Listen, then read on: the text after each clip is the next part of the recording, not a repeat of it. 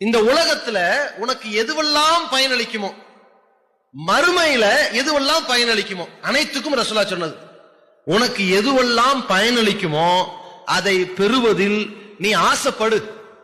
ஆசையே படாதுன்னு சொல்ல, ஆசைப்படுனாங்க. ஹலாலான விஷயங்களில் ஹலாலான முறையில அடைவதற்கு நீ ஆசைப்படு, முயற்சி செய். நான் இப்போ காலேஜ் படிக்கிறேன்னா அடுத்தடுத்த டிகிரி எடுக்கணும்னு ஆசைப்படுறியா? முயற்சி செய், ஆசைப்படு. சின்ன அளவுல தொழில் பண்றேன், பெரிய அளவுல பண்ண நினைக்கிறியா? ஆசைப்படு.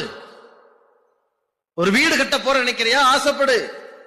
வண்டி வச்சிருக்க, கார் வாங்க நினைக்கிற, ஆசைப்படு.